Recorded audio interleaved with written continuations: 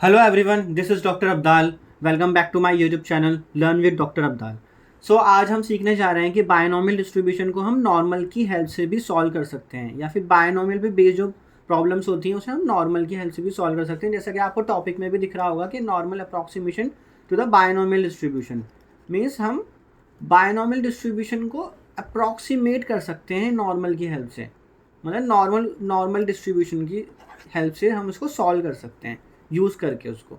तो इसमें क्या है कि ये एक डिमोवरस लाप्लास थ्योरम थी, जिसमें ये एक्चुअल में सेंट्रल लिमिट थ्योरम का एक प्रायर वर्जन है। ये एक्चुअल में सेंट्रल लिमिट थ्योरम नहीं है, इसमें तो कंफ्यूज मत होना कि ये सेंट्रल लिमिट थ्योरम समझ के आप उसको उस पे बेस क्वेश्चन सॉल्व करने लग जाओ सेंट्रल लिमिट थ्योरम पे बेस।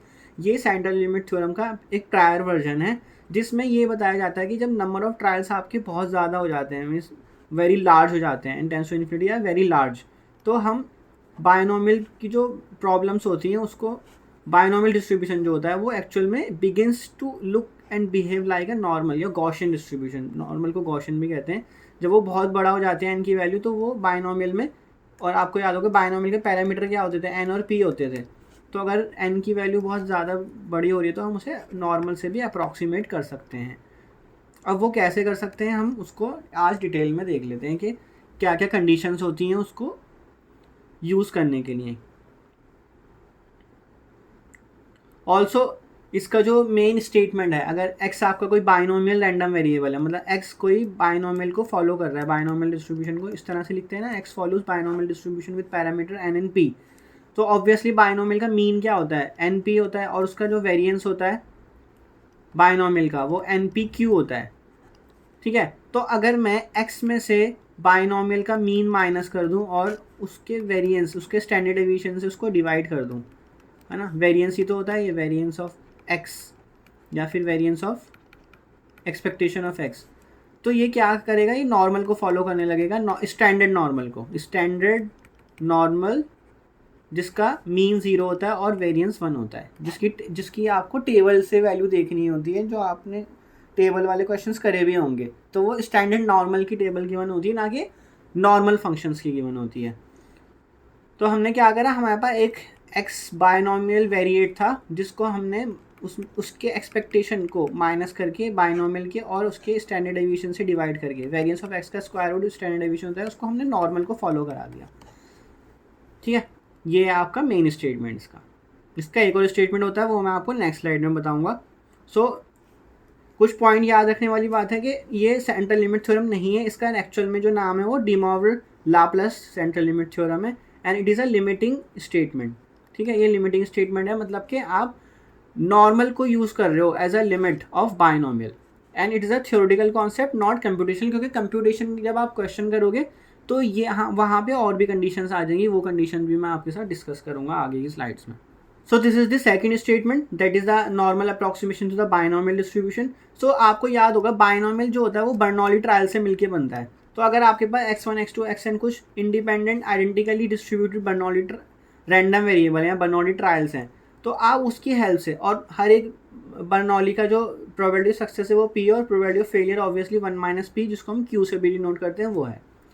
तो इनको हमने क्या करा, इनकी हेल्प से हमने एक नया वेरिएबल बना लिया, इन सबको ऐड करके x1 x2 x3 x4 xn, इन सबको ऐड करके, जो कि बर्नौली रैंडम वेरिएबल्स थे, तो उसको ऐड करके हमने एक नया वेरिएबल बना लिया जो कि बायनॉमियल को फॉलो करता है। ये एक्चुअल में होता है, ये मैं स्टेटमेंट बता रहा हूँ उसकी, जो हमारी स्टेटमेंट है एक्चुअल में normal approximation to the binomial. तो यहाँ तक तो आपको सब चीज़ें पता ही हैं।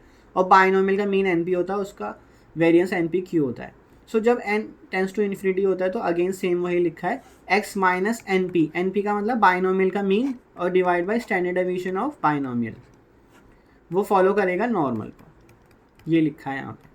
तो हम इस तरह से क्वेश्चंस करेंगे, x में से बायनॉमियल का मीन माइनस करके और उसको स्टैंडर्ड डेविएशन ऑफ बायनॉमियल से डिवाइड करके, और जो भी आपके पास वैल्यू आएगी फिर उस वैल्यू को हम स्टैंडर्ड नॉर्मल टेबल में सर्च करेंगे। और उस पर भी क्वेश्चन मैं आपको करा चुका हूँ, तो मैं उसको डायरेक्टली करूँगा कि नॉर्मल टेबल से हम वैल्यूज़ कैसे सर्च करते हैं। आपके पास काफ़ी सारी टेबल्स होती हैं, जैसे इन माइनस इन्फिनिटी टू जेड होती है, 0 टू जेड होती है, और उसके बाद मैंने आपको कैलकुलेटर से भी बताया था, जिसमें पी क्यू आर करके बताया था। पी का मतलब होता था कि जो क्यूमुलेटिव के लिए यूज़ होता था, मतलब किसी भी वैल्यू से पहले का सारा एरिया बताने के लिए, और क्यू का मतलब जो A to zero and zero to A use होता था, मतलब ए कुछ भी वैल्यू है आपकी, और इसमें लेस देन ए कुछ भी वैल्यू हो सकती है पॉजिटिव नेगेटिव, इसमें ए भी कुछ भी वैल्यू हो सकती है, ए टू ज़ीरो है, ज़ीरो टू ए सॉल्व करके देगा आपको ये, और आर का मतलब है ए टू इन्फिनिटी। तो ये तीनों चीज़ें भी मैं आपको कैलकुलेटर वाली वीडियो में बता चुका हूँ कि नॉर्मल के क्वेश्चंस आप साइंटिफिक कैलकुलेटर से कैसे सॉल्व कर सकते हो। सो आई होप आपको ये normal approximation of the binomial का कॉन्सेप्ट समझ आ गया होगा। अब हम इस पे बेस कुछ क्वेश्चन करेंगे, बट कुछ कंडीशंस और देख लेते हैं कि वो क्या क्या होती हैं जब हम इन किन कंडीशंस में ये चीज़ें यूज़ कर सकते हैं। So these are the conditions for the computational problems. So n must be sufficiently large. First, n into p must be greater than equal to 5 and nq must be greater than equal to 5. ये condition है, और किसी किसी book में जो है वो greater than equal to 10 पे लेके चलते हैं। तो ये याद रखना कि एन पी वो ग्रेटर देन इक्वल टू 5 आना चाहिए, साथ में एन क्यू भी ग्रेटर देन इक्वल टू 5 आना चाहिए। Next fix problem probability of success, like P जो है वो ना तो ज़्यादा ज़ीरो के क्लोज होना चाहिए और ना ही 1 के ज़्यादा क्लोज होना चाहिए, ठीक है, और फिक्स प्रोबेबिलिटी ऑफ सक्सेस होनी चाहिए, यानी कि हर एक ट्रायल में प्रोबेबिलिटी ऑफ सक्सेस चेंज हो रही है। And continuity correction, this is also very important concept. Continuity correction क्या होता है, आपको पता होगा कि बाइनोमियल डिस्ट्रीब्यूशन, अगर कोई रैंडम वेरिएबल बाइनोमियल को फॉलो करता है तो ऑब्वियसली एक्स क्या है वो एक डिस्क्रीट रैंडम वेरिएबल बन जाता है। और आपको पता है अगर कोई रैंडम वेरिएबल वाई वो नॉर्मल को फॉलो कर रहा है तो वो ऑब्वियसली जो वाई रैंडम वेरिएबल है वो कंटिन्यूस का केस है, वो कंटिन्यूस रैंडम वेरिएबल है।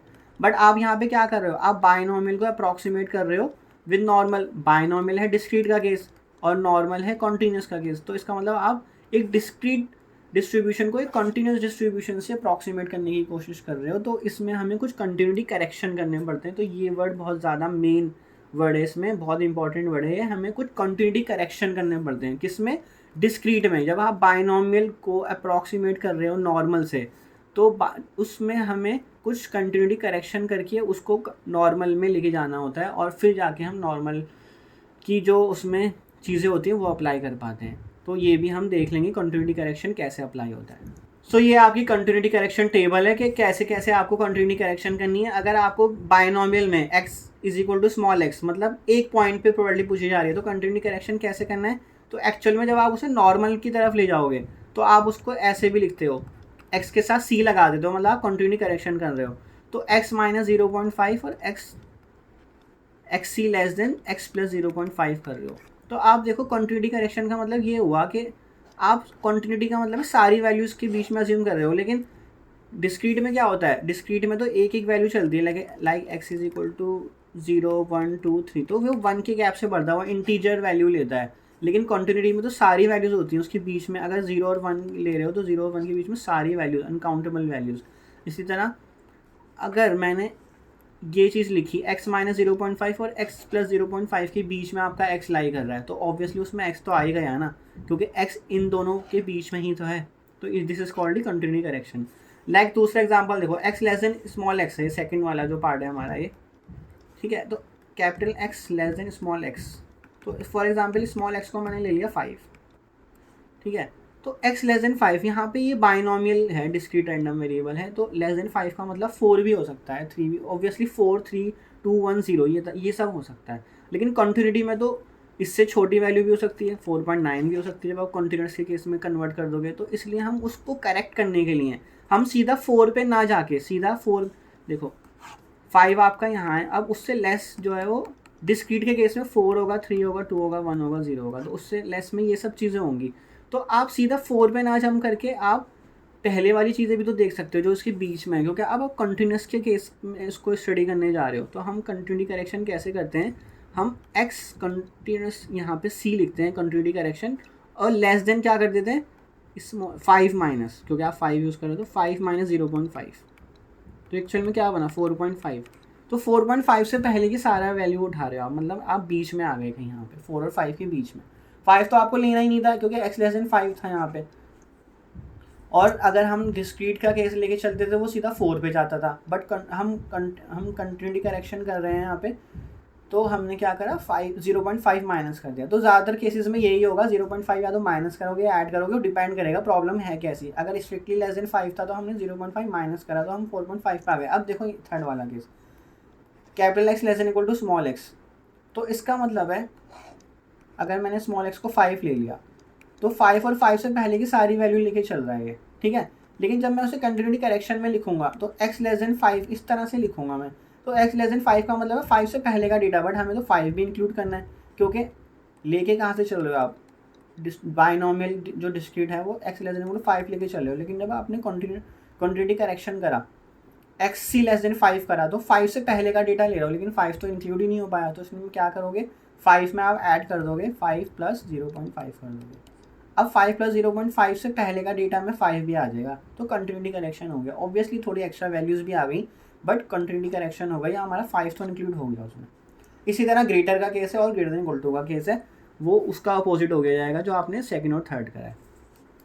क्वेश्चंस में देखेंगे, अदरवाइज आपको टेबल, अगर आप गलती करने के चांस अगर हो रहा है थोड़ा कि आप लग रहा है आप भूल जाओगे, तो आप टेबल को याद रख लो कि लेस में क्या करना है और ग्रेटर में क्या करना है। सो इसमें एक पॉइंट ज़रूर याद रखना है ये, that continuity correction is use only when a discrete random variable like Poisson और binomial is approximated by a continuous normal distribution. मतलब आप जब एक डिस्क्रीट रैंडम वेरिएबल को अप्रॉक्सीमेट कर रहे हो कॉन्टीन्यूस से, तब जाके हम कंटिन्यूटी करेक्शन यूज़ करते हैं, तभी अप्लाई होता है वहाँ पे कंटिन्यूटी करेक्शन, क्योंकि आप डिस्क्रीट से कंटिन्यूटी में जा रहे हो।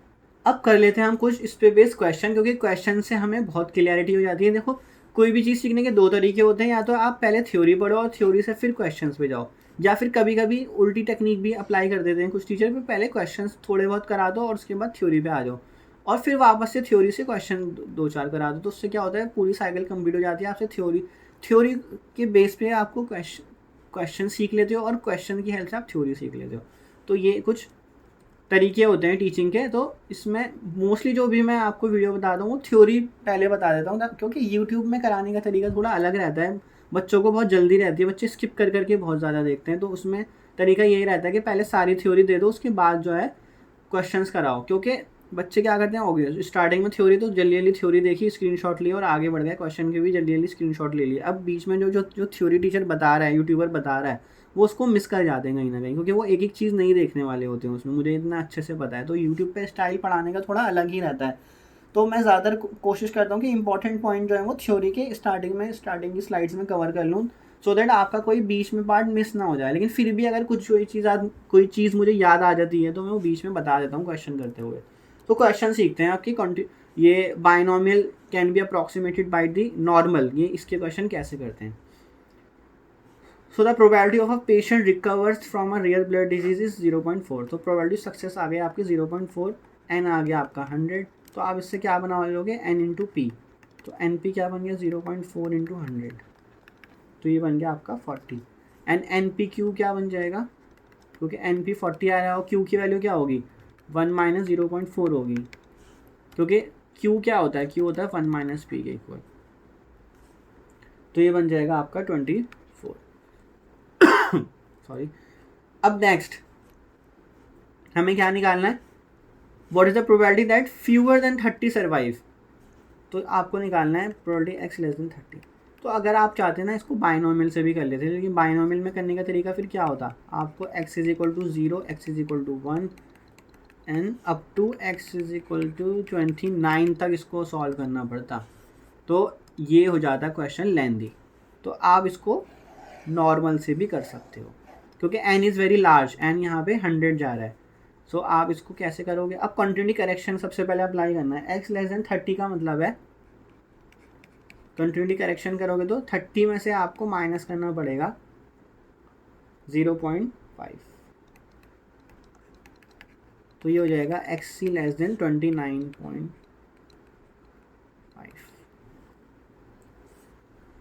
सो नेक्स्ट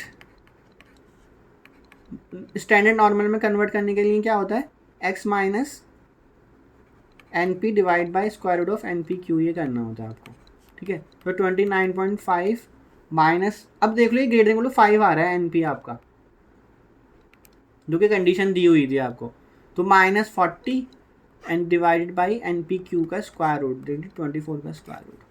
तो ये जाएगा probability of z is less than, इसको आप सॉल्व करना कैलकुलेटर की हेल्प से, तो ये जाएगा -2.143। तो इसको करने के बहुत सारे तरीके हैं, आप कोई सा भी तरीका अप्लाई कर सकते हो। कैलकुलेटर से डायरेक्ट करना चाहो तो कैलकुलेटर से डायरेक्ट भी कर सकते हो, या फिर 0.5 माइनस, क्योंकि आपको इससे पहले का रीजन पूछा जा रहा है -2.143 के, तो जितना -2.413 के बाद होगा उतना 2.143 से पहले वाला जितना होगा उतना ही बाद वाला होगा, क्योंकि मिरर इमेज होती है। तो मैं इसको 0.5 में से माइनस कर रहा हूँ, z लाइन बिटवीन 2.143। इससे भी कर सकते हो आप इसको, वरना कैलकुलेटर से तो ये वाली वैल्यू आप डायरेक्टली निकाल सकते हो। कौन से वाले फॉर्मूले से, जो पी क्यू आर था, वो पी क्यू आर में से आप पी को यूज़ करके आप डायरेक्टली भी निकाल सकते हो। जिसने मेरी कैलकुलेटर की वीडियो देखी होगी वो समझ जाएगा। तो z लाइन बिटवीन 0 टू 2.143, तो ये आपको कहाँ से देखना है, ये आपको नॉर्मल टेबल से देखना है। कौन सी टेबल से, 0 टू z वाली टेबल से, 0 टू z टेबल से आपने देखना है इसको। 0.4839 कहाँ से आया, तो सॉल्व करोगे तो 0.1606, तो ये आपका आंसर आ गया। तो अगर आप इसको बाइनोमियल से भी करते हैं ना, तो बाइनोमियल से भी आपका अप्रॉक्सीमेटली आंसर यही आता। ये है आपका कंटिन्यूटी करेक्शन का कॉन्सेप्ट और normal approximation to the binomial distribution, या that in other language that binomial distribution can be approximated by the normal distribution. So ये है ये कॉन्सेप्ट कि आप बाइनोमियल के क्वेश्चन को नॉर्मल, स्टैंडर्ड नॉर्मल की हेल्प से कर पा रहे हो। कितना शॉर्ट में हो गया ये आपका, मुश्किल से फर्स्ट कंटिन्यूटी करेक्शन का step, second step, third step, four steps में हो जाएगा ये क्वेश्चन। सो सेकंड क्वेश्चन देखते हैं। Suppose 1 in 4 student at a college drive to campus, so in a random sample of 20 student, what is the probability that the number of student that drive is at most 7? तो सबसे पहले हम देख लेते हैं probability success क्या है। 1 in 4 का मतलब 1/4, यही हुआ इसका मतलब, तो 0.25। एंड n क्या दे रखा है आपको 20, तो NP क्या बन जाएगा 1/4 इंटू 20, यानी कि 5 बन गया, और ये ग्रेड इक्वल टू 5 ही आया है। NPQ that is the variance, तो 5 NP आ गया, और Q की वैल्यू क्या होगी 3/4, तो ये बन गया आपका 3.75।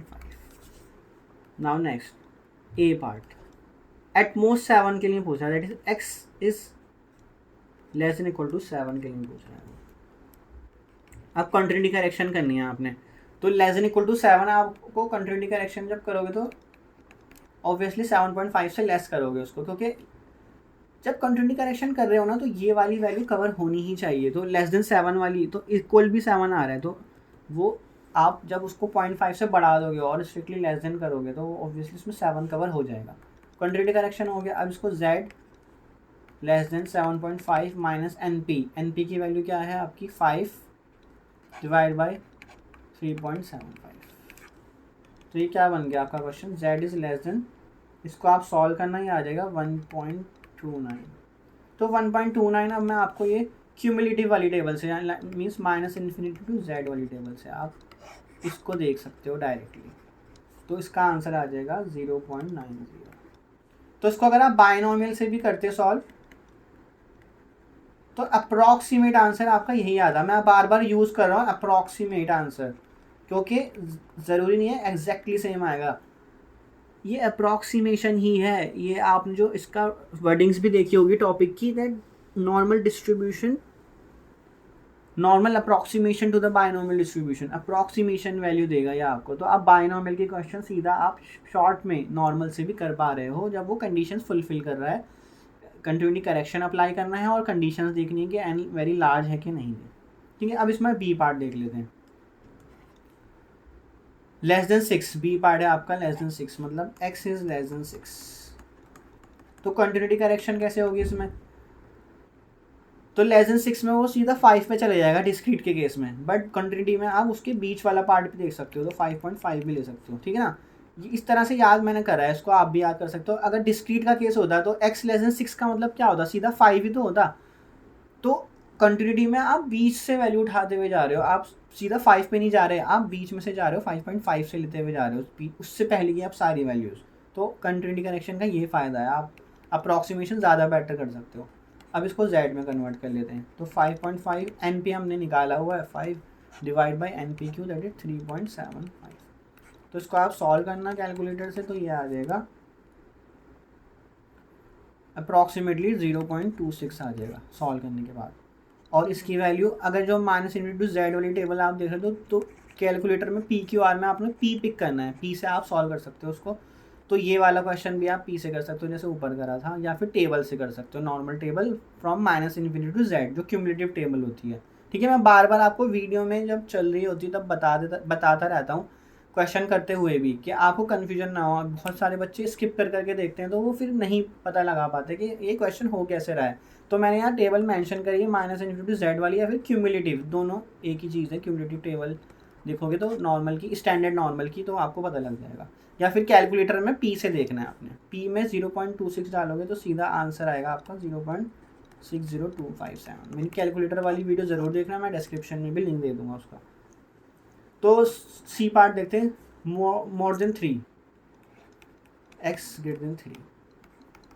तो ग्रेटर देन 3 का मतलब क्या हुआ, अगर आप डिस्क्रीट में होते तो सीधा 4 पे जाते आप, बट अगर आप कॉन्टिन्यूटी में तो आप 3.5 से भी स्टार्ट कर सकते हो उसको। ये फ़ायदा हो गया आपका कंटिन्यूटी में। तो कंटिन्यूटी करेक्शन करिए हमने 3.5 कर दिया इसको, वरना आप कंटिन्यूटी करेक्शन वाली स्लाइड देखना, आपको पता लग जाएगा क्या माइनस करना है क्या प्लस करना है। तो एक्स ही हो गया। अब probability of z is greater than 3.5 minus 5 divide by square root of 3.75। ठीक है, ये तो आसान हो गया, एक बार एन पी और एन पी को निकाल लिया तो आपके लिए आसान ही हो गया। तो ये आएगी वैल्यू -0.77।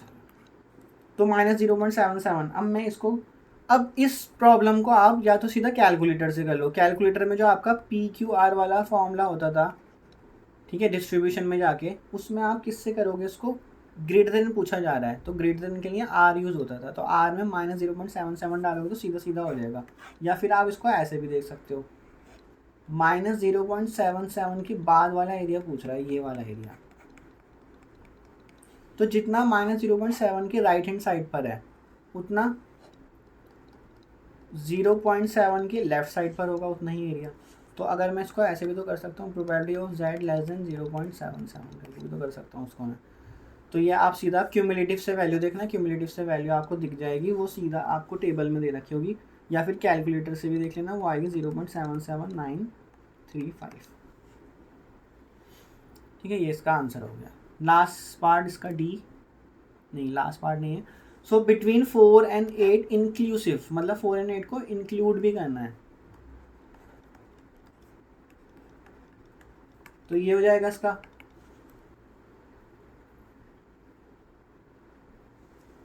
अब कॉन्टिन्यूटी करेक्शन कर लेते हैं इसमें। तो greater than equal to 5 equal भी है, तो आपको क्या करना पड़ेगा, 3.5 से स्टार्ट करना पड़ेगा, तब जाके आपका 4 कवर हो पाएगा। और 8 कवर करना है तो आपको उसके आगे जाना पड़ेगा 8.5 से कंटिन्यूटी करेक्शन, तो तभी 8 भी इंक्लूड हो पाएगा और तभी 4 भी इंक्लूड हो पाएगा। अब आपने क्या करना है, 3.5 minus 5 divide by square root of N P q क्या था 3.75, less than z less than 8.5 minus 5 divide by square root of 3.75। तो ये आपने नॉर्मल अप्रॉक्सीमेशन लगा दी बाइनोमियल की, जो हम कर सकते हैं। तो ये सॉल्व हो क्या आएगा आपका, -0.77 less than z less then 1.807। तो इसको मैं कैसे लिख सकता हूँ, इसको मैं ऐसे भी तो कर सकता हूँ सॉल्व, 0 और 0.77 के बीच में प्लस 0 एंड 1.807 के बीच में, इस तरह से भी तो कर सकता हूँ उसको सॉल्व में। और अब ये वैल्यू आप टेबल से देख सकते हो, कौन सी टेबल से, 0 to z वाली। और अगर आप कैलकुलेटर से करना चाहते हो, टेबल से करना चाहते हो तो 0 to z वाली टेबल देखा, कैलकुलेटर से करना चाहते हो तो आप पी क्यू आर वाले फंक्शन में जाके क्यू से करोगे इसको, क्यू में 0.77 डालोगे तो वैल्यू आएगी 0.279, और ये आएगी 0.467, उसको ऐड कर लेना 0.74362। ठीक है, तो अप्रॉक्सीमेशन आप अगर जितने भी डिजिट्स ज़्यादा लेते हो ना पॉइंट के बाद, तो इतना अच्छा आपका अप्रॉक्सीमेशन आता है। तो आप कर सकते हो, ऐसी कोई दिक्कत नहीं है, 4, 5, 6 डिजिट तक भी लेके कर सकते हो, वरना आप उसे राउंड ऑफ कर लिया करो। तो लास्ट देखते हैं ई पार्ट, एग्जैक्टली 8 एग्जैक्टली 5। तो ई पार्ट है probability x is equal to 5, तो उसमें तो आपको पता ही होगा कि क्या करना है, 0.5 माइनस करोगे और ऐड करोगे। उसके बीच में पूछा जा रहा है। तो 4.5 minus 5 divide by square root of N p cube 3.75 जो हमने स्टार्टिंग में निकाल लिया था N p cube.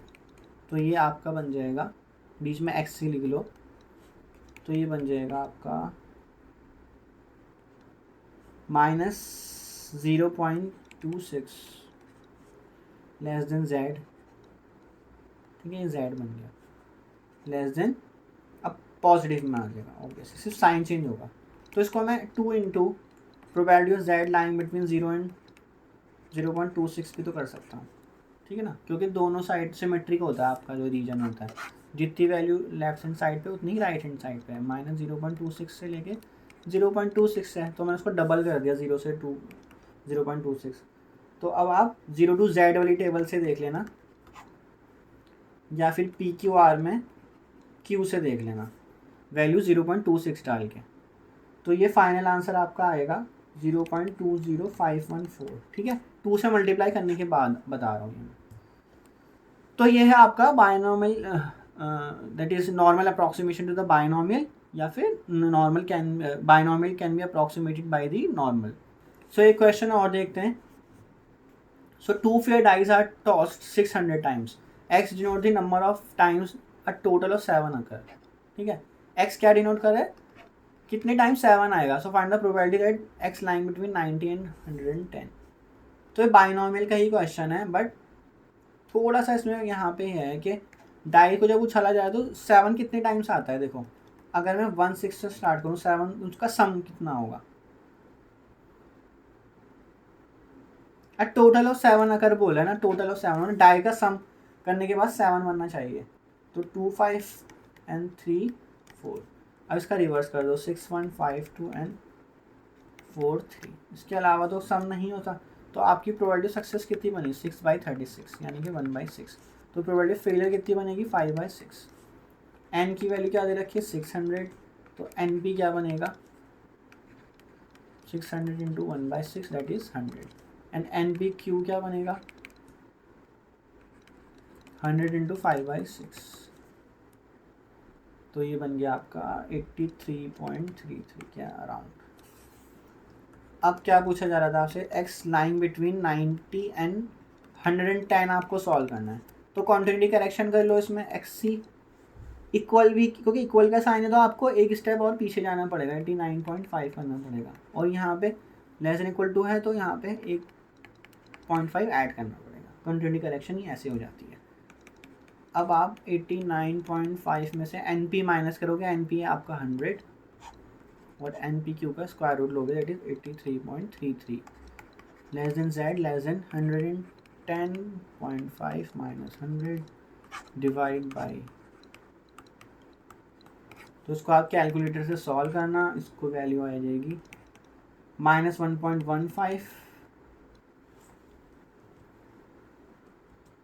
Less than z less than 1.15।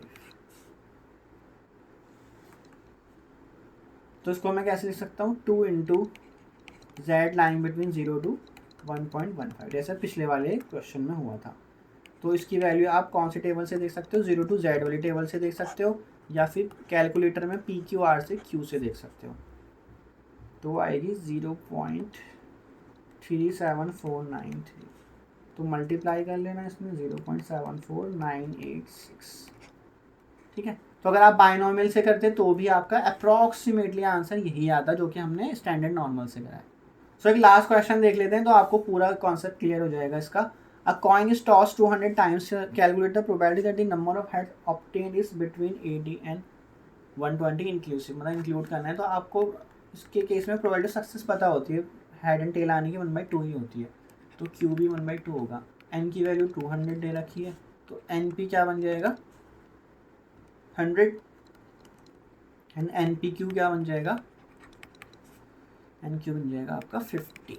अब आपसे क्या पूछा जा रहा है, x line between 80 and 120 inclusive का मतलब दोनों को इंक्लूड करना है 80 और 120 को।